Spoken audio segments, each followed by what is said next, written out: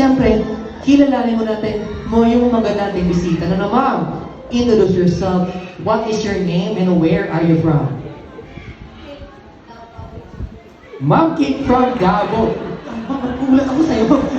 Ma'am Kate from Davao. Palakpakan po natin si Ma'am. No? Ma'am, are you ready to meet that head? Yan, lapitan lang po natin si Kuya Gmar. Yan, hawakan lang po.